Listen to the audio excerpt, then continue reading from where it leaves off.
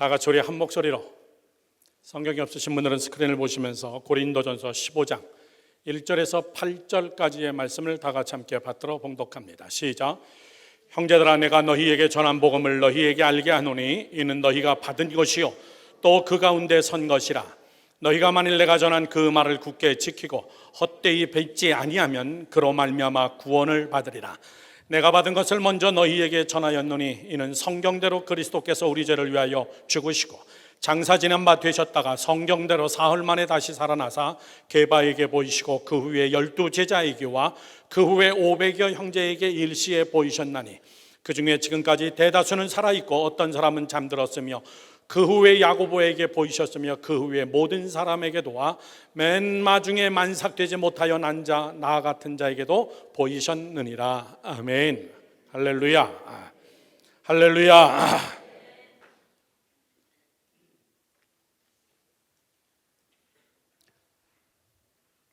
오늘 저는 여러분들에게 단편 설교의 제목으로 부활을 체험하라. 시작. 부활을 체험하라. 제 설교도 동시 통역이 되고 있습니다. 바이링구얼로 헤드폰을 다 귀에다 꼽으시고 들으시기 바랍니다. 저를 보시죠. 이런 말을 우리 크리스찬들은 하면 절대 안 됩니다. 예수, 그분은 인류 역사의 4대 성자 중에 한 사람이다. 세상 사람들은 그렇게 얘기할 수 있어도 이건 말이 안 되는 이야기입니다. 그는 성자 중에 한 사람이 아닙니다. 다른 네 사람과 동등하게 취급될 그런 여러분이 아니십니다. 왜? 그분은 하나님이십니다. 어떻게 사람과 동물을 여러분 같이 취급할 수가 있겠어요? 완전히 다른 이야기입니다. 형체가 사람이라고 같이 사람으로 성자로 이야기할 수가 없는 겁니다. 그는 하나님이세요. 그는 하나님, 그분이 직접 인간의 몸으로 이 땅에 내려오시고 그리고 다른 세 사람은 다 죽어서 장사 지내고 그들의 무덤은 지금까지 있으나 그는 살아나시고 그리고 살아계시고 부활하고 승천하시고 그분은 반드시 다시 오실 자라는 것을 믿으시길 축원합니다. 우리는 절대 그런 얘기하면 안 돼요. 저는 오늘 여러분들에게 부활을 체험하라 이렇게 얘기합니다. 부활을 체험하라. 저를 보시죠. 여러분, 부활을 체험하라 그러면은 우리는 대개 어떻게 생각하냐면 죽은 다음에 주님이 나팔 불고 다시 오시는 그날에 우리는 부활을 체험할 거다. 미래 지향적 원 포인트에다가 초점을 두지만은 성경은 우리에게 그렇게 얘기하고 있지 않습니다. 여러분, 성경 이해 중에 굉장히 어려운 신학적 용어 중에 하나가 이겁니다. 여러분, 어려워도 반드시 마음에 되새기십시오. 성경은 이중적 계시의 책이라는 말입니다. 어렵죠? 이중적 계시. 시작. 이중적 계시입니다. 3월 1일 날 유관순 여사가 독립운동을 하다가 잡혀 들어가서 3.1운동에 정말 앞장섰습니다. 그러나 그 사건은 그걸로 끝나버린 겁니다. 그것이 오늘 우리에게 주는 것은 그냥 애국자다, 나라를 참 사랑하는 분이었다. 그러나 그 사건이 오늘 똑같은 현상으로 나에게 주는 영향력은 아무것도 없습니다. 그냥 한 포인트의 사건으로 끝나는 거예요. 그런데 성경의 메시지는 그렇지 않습니다. 좀 어렵지만 여러분 잘 이해하셔야 됩니다. 2000년 전에 죽었던 예수 그리스도, 그분은 이 시간에도 우리를 위하여서, 우리의 죄를 위하여서 이중적 계시의 역사가 나타나고 있는 것이고, 더 멀리 애굽 땅에서 유월절 제사를 지냈던 그 사건이 로마 시대 때 와서 예수님께서 십자가에 못 박혀 돌아가심으로 똑같은 시공을 초월하지만은, 역사를 초월하지만은 다른 계시적 메시지로 여러분, 예수 그리스도 그분의 죽으심이 애굽 땅에서의 유월절의 역사와 같은 거다, 그 얘기예요. 그러면 2000년 전에 돌아가셨던 예수 그리스도의 십자가 사건은 오늘 또 나에게 무슨 계시를 주냐면, 이 시간에 나를, 그 사건을 믿는 자들에게 똑같은 예수의 사건의 유월절의 역사가 내게 있다는 사실이에요. 아멘이십니까? 여러분, 제가 여러분께 많이 말씀드렸습니다. 성경은 이미와 아직, 이미와 아직 이 사이를 왔다 갔다 하는 거예요. already, 이미, not yet, 그러나 아니요, 아직 아닌. 자, 한번 예를 들어봅니다. 이미 우리는 구원받았습니다. 그러나 아직 우리는 구원이 완성되어지지가 않았습니다. 이미 우리는 의인으로 부름받았습니다. 하나님의 자녀예요. 의인입니다. 그러나 not yet, 아직 완벽한 의인이 못 됩니다. 우리는 이미 승리했습니다. 예수님이 죽는 그 순간, 부활하는 그 순간 우리는 이미 과거의 승리가 완성됐습니다. 그러나 아직 그 승리를 위해서 우리는 계속 싸워야 됩니다. 하나님의 말씀은 이 두 개가 동시에 우리에게 이중적 계시를 주고 있다는 겁니다. 하나님의 나라는 이미 임하였지만은 아직 완전하게 임하려면 그분이 이 땅에 오셔야 됩니다. 사랑하는 성도 여러분들, 제가 왜 이 말씀을 드리냐면 부활이 그렇다고 얘기합니다. 2000년 전에 부활하셨던 예수 그리스도, 과거의 그 환상적인 사건으로 끝나는 것이 아니라 오늘 이중적 계시 속에서 그 부활이 나에게 체험되어지는 그 부활이 오늘 나에게 어떻게 체험되어지냐, 오늘의 부활이 뭐냐, 그 얘기입니다. 오늘 바울은 그 얘기를 열심히 얘기하고 있습니다. 나는 예수를 만난 적 없습니다. 나는 예수의 제자가 아닙니다. 예수님이 부활 승천하시고 나서 수많은 제자들에게 나타났지만 나에게는 다메섹에서 환상으로 나타났습니다. 그러면서 뭐라고 얘기합니까? 이 모든 것은 다 성경대로 쓰여진 것이다. 나는 그분을 따라다니는 제자는 아니었어도, 나는 그분을 도리어 핍박하는 그런 율법주의자였지만 그분은 오늘도 내게 찾아오셔서 나를 새롭게 하시고 나를 변화시키시고, 믿으시면 아멘. 오늘 여러분, 부활이 체험은 어떻게 되는 것이냐, 세 가지로 간단하게 여러분께 말씀드리려고 합니다. 첫 번째입니다. 첫 번째, 과거적 측면의 부활입니다. 다 같이 시작. 과거적 측면의 부활. 이건 영적 부활이에요. 사람은 삼위일체예요. 세 가지로 여러분 사람들을 하나님의 형상대로 우리는 창조받았습니다. 영적 부활이 뭡니까? 자, 이렇게 이야기합니다. 시간이 없으니까 짧게 말씀드립니다. 이 세상의 모든 싸움은 영적인 겁니다. 이 세상의 모든 문제의 원인은 여러분 영적인 겁니다. 이 세상의 모든 죽고 사는 문제는 영적인 문제입니다. 우리가 이 세상에 있으나 이 세상의 모든 것, 우리의 먹고 살고 자고 죽고 태어나고 돈을 벌고 이 땅에서 이루어지는 모든 것들의 중심 속에는 뭐가 있냐면 영이 있다는 사실이에요. 믿으시면 아멘. 여러분들이 열심히 돈 벌고 열심히 비즈니스하고 열심히 자녀들을 키우지만은 여러분의 삶 속에 그 중심에는 뭐가 흐르고 있냐면 우리는 동물과 달라서 우리는 영적 존재라는 거예요. 사도 바울은 이 문제를 이렇게 얘기합니다. 나는 매일매일 죽노라. 그리고 나는 매일매일 다시 태어나라. 내 영이.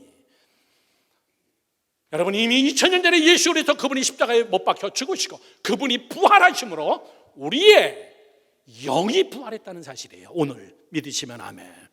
그 부활을 우리는 매일, 바울은 뭐라고 얘기하냐면 내 영이 새롭게 되었도다. 내 영이 자유케 되었도다. 여러분, 예수 그리스도의 부활은 영적인 부활이에요. 오늘 우리에게 영적인 부활입니다. 믿으시면 아멘. 사단의 권세에 묶여있던 악한 마귀 사단에게 묶여있던 우리의 영이 예수 그리스도 그분이 부활하시면서 우리의 영도 부활한 것이고, 예수의 부활의 사건을 믿는 자는 그의 영이 자유함을 누린 것이다. 믿으시면 아멘. 과거에 에베소서 6장 12절 말씀은 우리 이렇게 얘기합니다. 그래서 우리의 씨름은, 우리가 먹고 사는 이 땅의 모든 경쟁은 혈과 육과 상대하는 것이 아니라 통치자들과 권세들과 이 어둠의 세상 주관자들과 하늘에 있는 악한 영들에게 대합니다. 이 세상에 주장하고 있는 악한 영의 세력, 그것을 여러분 완전히 묶고 우리를 자유케 하기 위해서 그분은 부활하셨고, 아멘이십니까? 사랑하는 성도 여러분들, 저는 여러분의 영이 묶이지 않기를 주님의 이름으로 축원합니다. 여러분의 영이 죽지 아니하고 여러분의 영이 병들지 아니하고 이 부활주의를 맞이하여서 예수 그리스도의 부활과 더불어 여러분의 영이 다시 살아나는 역사가 있기를 주님의 이름으로 축원합니다. 오늘도 내 영이 또 살아나. 두 번째입니다. 두 번째 부활을 체험하는 우리의 부활은 현재적 측면의 부활입니다. 다 같이 시작. 현재적 측면의 부활. 이거는 내 마음의 부활이에요. 내 마음이 새로워졌도다. 매일매일 내 심령이 새로워지도다.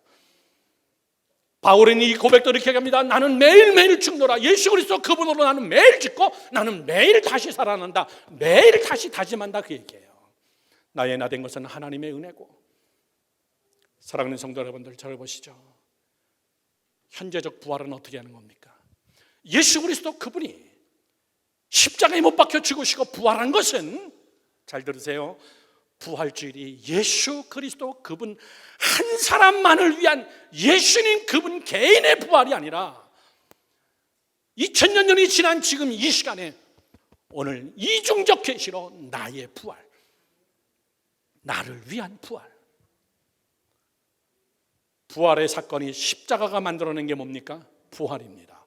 부활이 만들어낸 것이 무엇인가요? 예수 그리스도 그분이 부활하심으로 뭘 만들어냈습니까? 부활하시고 그분은 하늘로 승천하셨어요. 그분이 우리에게 만들어낸 것은 성령을 주셨다는 사실입니다. 믿으시면 아멘. 성령을, 보혜사 성령을 우리에게 선물로 주시고 그분은 올라가신 거예요.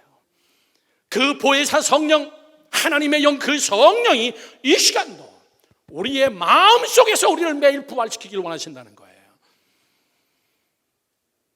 여러분, 성령이 임하지 않았다면 예수 그리스도 그분의 개인의 부활로 끝났을 겁니다. 그런데 그분은 제자들에게 부탁합니다. 너희는 예루살렘을 떠나지 말고 내가 다시 임하는데 이 모습으로 임하는 게 아니라 보혜사 성령을 너희에게 보내주시는데 그 영이 너희에게 임하면 어떤 현상이 일어나냐? 이거는 에스겔서에서 이미 예언된 말씀입니다. 에스겔서 11장 19절 말씀 보십시오. 내가 그들에게 한 마음을 주고 그 속에 새 영을 주며 그 몸에서 돌 같은 마음을 제거하여 살처럼 부드럽게 내가 마음을 주겠다. 여러분, 에스겔서가 언제 쓰여진 거예요? 이스라엘 백성들이 나라를 잃고 바벨론의 포로로 끌려갔습니다. 그들은 절망이 없었습니다. 그들은 심지어는 하나님이 없다라고 생각했습니다. 우리 민족은 이제 망했다고 생각합니다. 여호와 사상, 메시아 사상은 다 망했다고 생각했어요. 70년 동안 그들은 포로 생활하면서 그때 하나님은 지극히 작은 에스겔을 부릅니다. 에스겔아, 너도 그렇게 생각하지? 예, 우리 민족은 끝난 것 같습니다. 하나님은 에스겔에게 하나님의 말씀을 먹이고 그리고 저 말씀을 줍니다. 아니다, 내가 내 영을 너희에게 부어줄 거다. 내가 내 영을 각 사람에게 부어줘 그의 마음을 한 마음으로 조율을 하고 돌 같은 마음을 내가 살같이 부드럽게 할 것이다. 믿으시면 아멘. 그게 뭐예요? 예수 그리스도의 부활 이후에 나타난 지속적 부활인 우리의 마음의 부활이에요. 매일매일. 사람은 자기의 마음이 있습니다. 마음은 여러분 세 가지가 뭉쳐야 마음이 될 수 있습니다. 그 마음은 지정의가 뭉쳐야 마음이에요. 그 사람의 지정의, 그게 그 사람의 마음입니다. 이 지정의를 우리 마음대로 할 수가 없어요. 여러분의 마음이지만 여러분도 여러분 마음을 여러분의 마음대로 못한다는 사실이에요. 내가 내 마음의 포로가 돼버렸어요. 죄악의 포로가 돼버렸습니다. 이 마음이 풀림을 받아서 매일매일 부활이 되어지는 그 역사는 예수 그리스도의 부활이 낳은 보혜사 성령을 우리에게 선물로 주셔서 그 성령이 우리 안에서 돌 같은 마음을, 시작, 돌 같은 마음. 여러분, 사람 마음 진짜 돌 같아요. 안 변합니다. 그 마음, 강팍한 마음, 안 변하는 그 마음, 그 마음은 오직 보혜사 성령이 들어가서야만은 그 안에서 그 마음을 죽이고 거기서 또 부활하여서 새 영을 내가 너희에게 주겠다. 믿으시면 아멘. 두 번째, 에스겔서에는 이렇게 얘기합니다. 36장 26절에서 27절에 이렇게 써 있습니다. 또 새 영을 너희 속에 두고 새 마음을 너희에게 주되 너희 육신에서 굳은 마음을 제거하여 부드러운 마음을 내가 너희에게 주겠다. 사랑하는 성도 여러분들, 27절에 새 영을 너희 속에 두어 너희로 새 율례를 행하게 하리니 너희가 내 율례를, 규례를 지켜 행할지니라. 여러분, 저를 보세요. 뭐라고 써 있는 겁니까? 하나님의 영이 없이는 하나님의 말씀 못 지킨다, 그 얘기예요. 쉬운 말로. 하나님의 영이 내 안에서 매일 나를 새롭게 부활하지 않고서는, 하나님의 영이 없이는 너희 스스로 하나님의 말씀을 지킬 수가 없다라고 에스겔서는 딱 단정 지은 겁니다. 여러분, 여러분의 마음대로 마음을 지킬 수 있던가요? 안 됩니다. 힘듭니다. 내가 여러분 매일같이 새로워질 수 있는 것은 하나님의 영이 내 안에서 나를 자유케 한 하나님의 자유의 그 영이 매일매일 나를 다스리고 나를 가르치고 생각나게 하는 그런 새 영의 부활이, 오늘의 부활이 여러분에게 있기를 주님의 이름으로 축원합니다. 마지막 세 번째는 미래적 부활이라고 우리가 당연히 얘기합니다. 다 같이 시작. 미래적 부활입니다. 이걸 우리가 육적 부활이라고 얘기합니다. 우리는 대개 부활 그러면 맨 마지막 저 육적 부활만 우리는 생각합니다. 예, 그렇습니다. 우리는 마지막 저 육적 부활, 사실 우린 저기에 소망을 두고 있습니다. 그러나 지금의 부활은 뭐냐면 우리의 마음의 부활이에요. 과거적 부활은 뭐냐면 예수 그리스도를 통한 영적인 새 사람이 된 영적 여러분 부활입니다. 예수 그리스도는 이것 때문에 여러분 부활하셨어요. 부활의 첫 열매가 되셨다 그랬습니다.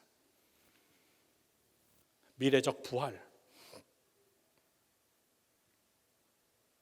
여러분, 엘리야는 산채로 하늘나라 올라갔는데, 불마차를 타고 올라갔는데 어디로 올라갔을까요? 모르겠습니다. 에녹은 죽지 않고 죽음을 맛보지 않고 그대로 하늘로 올라갔는데 어디로 올라갔을까요? 모르겠습니다. 예수님 그분은 이 땅에서 제자들 수백 명이 보는 가운데, 수천 명이 보는 가운데 그분은 하늘로 올라가셨습니다. 어디로 갔을까요? 모르겠습니다. 우리가 모르는 초자연적인 그곳, 초자연적인 역사, 사람은 하나님의 형상대로 지음받은 그 육적 부활, 마지막 궁극적 부활, 그거를 사도 바울은 고린도전서 15장에서 이렇게 얘기합니다. 다 같이 함께 고린도전서 15장 42절에서 44절 말씀 보십시오. 죽은 자의 부활도 그와 같으니 썩을 것으로 신고 썩지 아니할 것으로 다시 살아며, 욕된 것으로 신고 영광스러운 것으로 다시 살아나며, 약한 것으로 신고 강한 것으로 다시 살아나며, 육의 몸으로 신고 신령한 몸으로 다시 살아나니 육의 몸이 있은즉 영의 몸도 있느니라. 저를 보시죠. 사람의 몸이 어떻다는 겁니까? 썩을 몸이지만은 썩지 않을 몸으로 다시 우리는 태어난다. 이거는 어떻게 여러분 증명할 수 없어요. 설명할 수 없습니다. 왜? 예수님이 증인이시기 때문에. 그는 여러분 창으로 찔렸습니다. 옆구리를 창으로 찌르면은 창이 뾰족한, 이 뾰족한 것은 들어갔다가 꺼낼 때 오장육부를 다 끌고서 나오는 거예요. 그냥 뾰족한 건 별로 무섭지 않습니다. 찔렀다 빼버리면 그냥 자국만 남아요. 옆이 이렇게 뾰족한 거는 찔렀다가 잡아당길 때 안에 있는 오장육부를 다 끌고 나오는 거예요. 그게 참 사람을 확실하게 죽여버리는 거예요. 그렇게 죽였습니다. 피를 다 흘렸다 그랬어요. 그리고 3일 동안 그것이 다시 부활할 수 있는 그런 육체가 다시 부활하여 부활의 첫 열매가 될 수 있는 것은 사도 바울은 이렇게 정리합니다. 사람은 이 땅에서는 썩을 몸을 가지고 사는 거다. 그러나 썩지 아니할 것으로 살아난다. 그냥 여러분 아멘 하시기 바랍니다. 두 번째는 욕된 것으로 심고 영광스러운 것으로 다시 살아난다. 여러분, 뉴욕 땅에서 우리 욕 많이 받습니다. 진짜 욕 받어요. 수고 많이 하시고 있습니다. 자존심도 많이 상했습니다. 정말 별 우스운 꼴도 많이 당했습니다. 육신의 질병으로 참 욕 받습니다. 그러나 성경은 얘기합니다. 욕된 것으로 심고 영광스러운 것으로 살아날 것이다. 성경은 세 번째 얘기합니다. 약한 것이지만 강한 것으로 다시 살아난다. 인간이 여러분 얼마나 약한데요. 약한 것으로 심고 강한 것으로 다시 살아날 것이고, 육의 몸이지만은 신령한 몸이 있느니라. 믿으시면 아멘. 믿으시면 아멘. 이 부활의 세 가지를, 과거, 현재, 미래적 부활을 매일같이 경험하고 마지막 세 번째 부활의 궁극적 부활까지 경험하는 여러분 되기를 주님의 이름으로 축원합니다. 축원합니다. 기도하겠습니다.